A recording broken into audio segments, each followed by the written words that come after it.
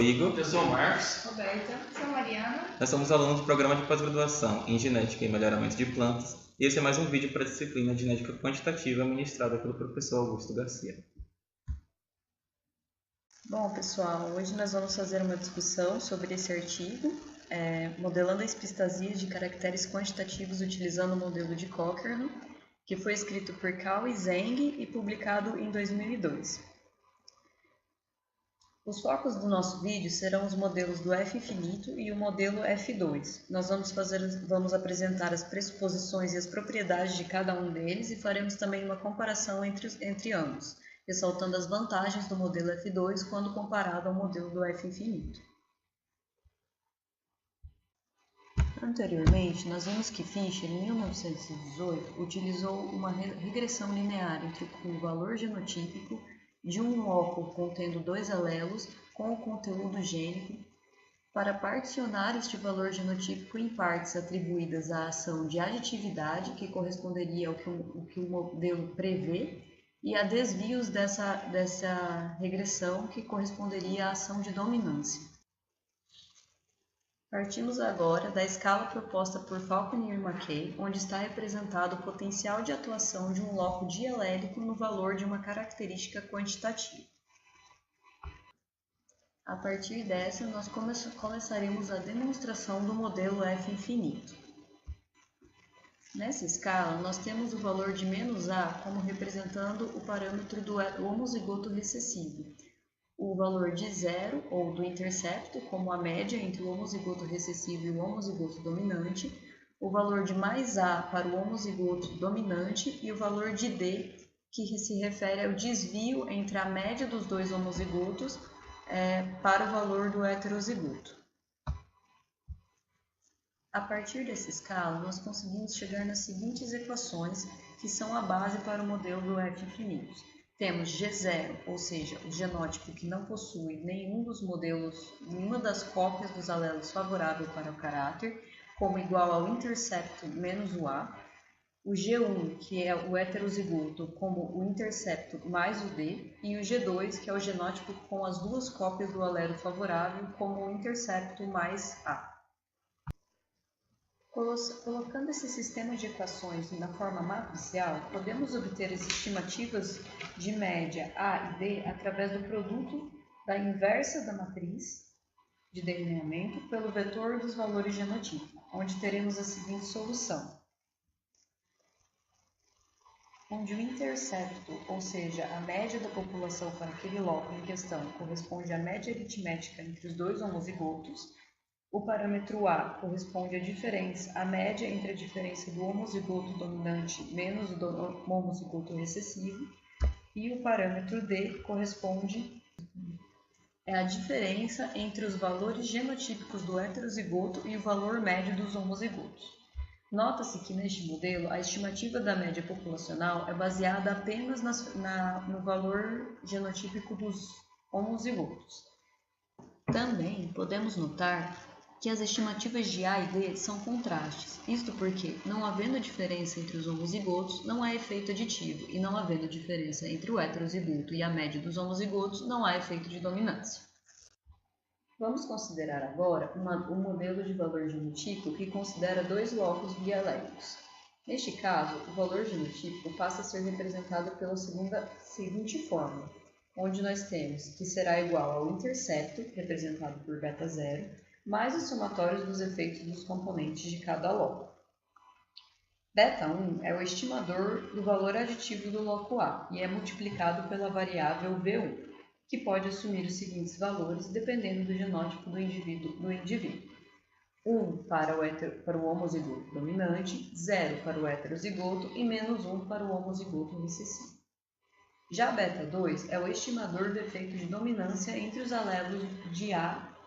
A presença desse efeito no valor genotípico do indivíduo será determinado pelo valor da variável V2, que assumirá o valor de 0 para o homozigoto dominante e para o homozigoto recessivo e o valor de 1 para o heterozigoto. Logo, este efeito estará presente somente na presença do heterozigoto.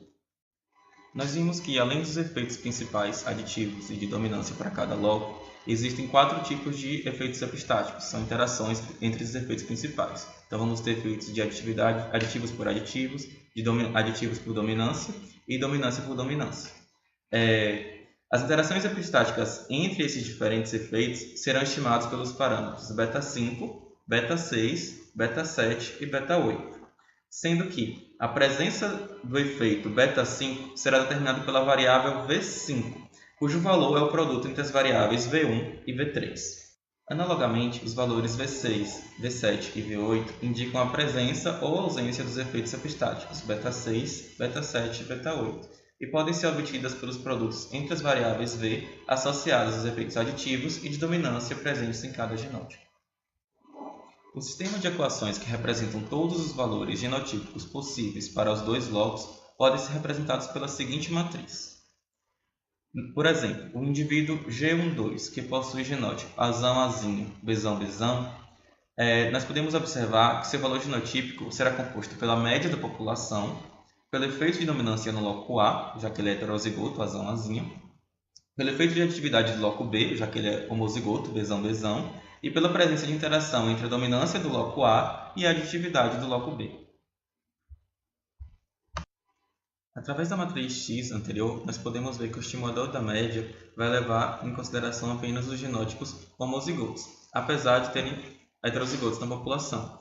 Então a gente calcula a média como se a população fosse composta de linhas endogâmicas recombinantes apenas, ou seja, só existem homozigotos, apesar de terem heterozigotos na população. Essa é uma limitação do modelo F infinito. Da mesma forma, essa população hipotética de linhagens recombinantes seria usada para calcular, além da média de população, os efeitos aditivos e a interação aditiva-aditiva. Os heterozigotos só são considerados no cálculo dos efeitos de dominância e nas interações aditiva por dominância e de dominância por dominância. Apesar desse efeito, esse modelo não foi pensado para modelar uma população de rios, é apenas uma consequência matemática de como o modelo foi proposto. Outra coisa interessante de observar é que, caso as frequências dos alelos sejam meio para os dois locos, o efeito aditivo vai ser igual ao efeito de substituição alélica alfa. Resolvendo a matriz anterior, nós podemos obter os modelos para cada genótipo. Por exemplo, como dissemos anteriormente, o modelo para o genótipo G12 será composto pela média da população, pelo efeito de dominância do loco A, pelo efeito aditivo do loco B e pela interação aditiva e dominância. Podemos fazer isso para todos os genótipos possíveis. Os modelos para esses genótipos estão sintetizados nessa tabela. Também podemos observar, nas extremidades da tabela, as médias marginais, que mostram o valor genotípico para cada loco isoladamente. Podemos observar, portanto, que as médias marginais de cada loco são dependentes dos efeitos presentes no outro loco, que, por exemplo, a média marginal para o genótipo Bzão-Bzão, no loco 2, Bzão-Bzão, ele vai conter a média da população, o efeito aditivo no loco 2 e o efeito de dominância do loco 1. Junto com a interação. Então, não é uma medida isolada, não contém só os efeitos do loco B, contém influências do loco A.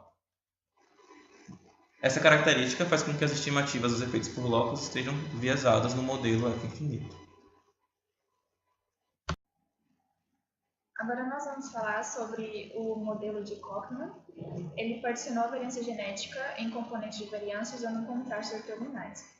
As propriedades deste modelo em modelar e mapear genes epitáticos são estudadas quando os genes estão ou não em equilíbrio de ligação. O modelo de Cockman é mais apropriado para estudos de epistasia entre genes e mapeamento de QTL em populações F2 e retrocruzamento. Como o modelo infinito demonstra correlação entre os parâmetros, Cockman utiliza contrastes ortogonais para resolver esse problema. Definindo os contrastes ortogonais, nós vamos assumir que as frequências alélicas em um locus não são correlacionadas pelas frequências alélicas de outro locus, ou seja, dois locus em equilíbrio de ligação.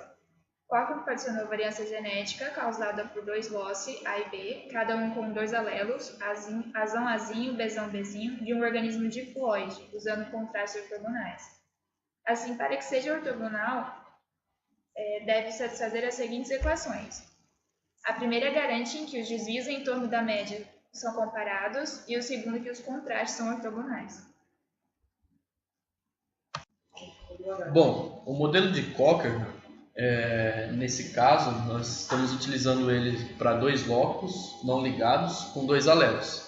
Ele é expresso nessa expressão que tem um intercepto que representa a média da população, um efeito de substituição alélica no loco 1, um efeito de dominância no loco 1, efeito de substituição alélica no loco 2, efeito de dominância no loco 2 e os efeitos epistáticos, aditivo por aditivo, aditivo por dominante, dominante por aditivo e dominante por dominante. Só lembrando que nesse caso a gente pode falar efeito de substituição alélica porque nós estamos estudando uma população F2, onde as frequências alélicas são iguais.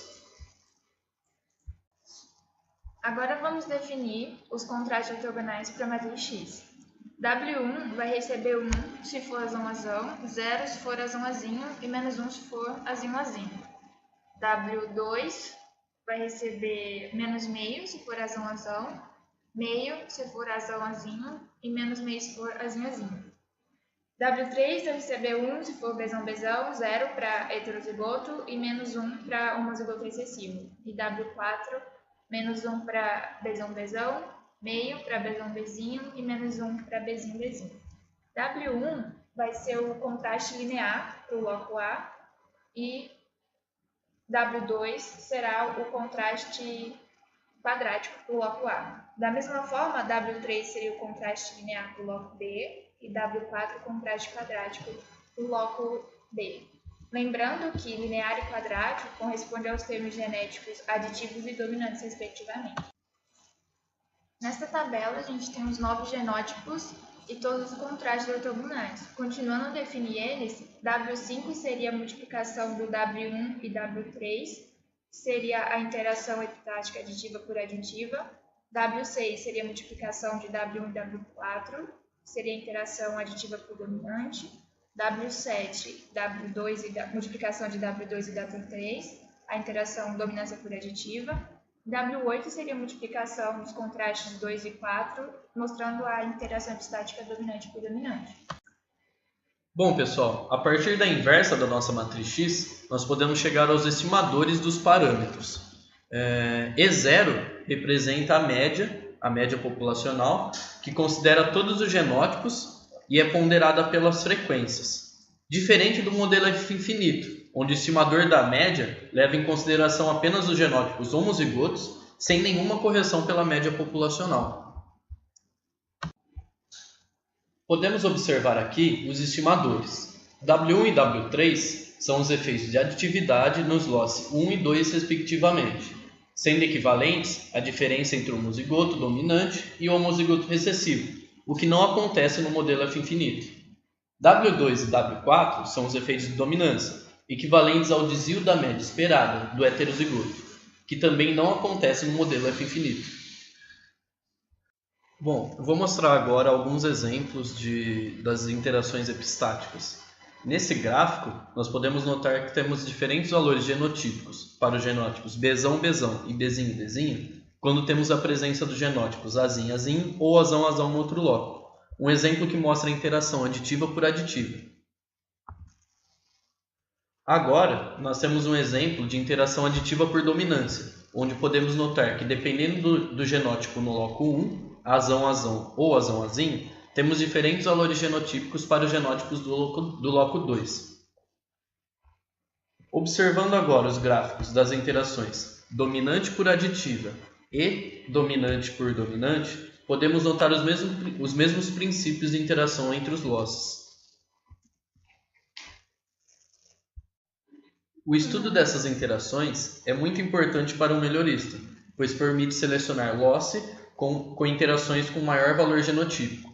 No gráfico da interação dominância por dominância, podemos ver um valor genotípico para o genótipo besão, besão muito maior quando o genótipo no outro loco é azão, azão, o que pode, por exemplo, ajudar a aumentar a acurácia de modelos de seleção genômica. Falando um pouquinho sobre a variância genética do nosso modelo, ela será composta pela variância dos efeitos de cada componente do modelo e a interação entre os mesmos, com variações dependentes da ligação entre os loci e frequência dos alelos. Em uma população F2 em equilíbrio, com as frequências de A e B 0,5, a variância genética total pode ser escrita a partir de 8 componentes independentes, ou seja, não existe covariância entre os parâmetros. Isso ocorre devido à ortogonalidade do modelo, e a estimação dos parâmetros não é afetada pela presença ou ausência de outros parâmetros, o que não ocorre no modelo F infinito. Bom, vamos ver agora um exemplo da utilização dos dois modelos. Na tabela, temos os valores genotípicos para todos os genótipos de uma população F2 em equilíbrio.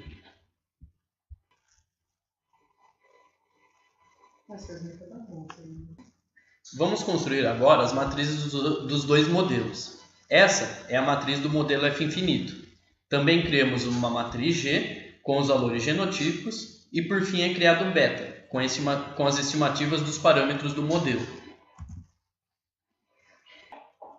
Vemos agora uma comparação das estimativas dos parâmetros dos dois modelos. Na primeira coluna, temos as estimativas do modelo F infinito e na segunda coluna, as do modelo de Cocker. Podemos notar que não existem diferenças na estimativa dos parâmetros epistáticos. Entretanto, temos diferenças nos parâmetros de aditividade e dominância, além da média, onde o modelo F infinito apresenta estimativas enviesadas. Provavelmente, isso ocorre devido à falta de ortogonalidade do modelo, pois esses parâmetros são inflados por outros efeitos. Bom, gente, então é isso, explicando o modelo F infinito e o modelo de Corkman. Espero que tenha ajudado vocês. Deixe o seu like, curte, compartilhem e se inscreva no nosso canal.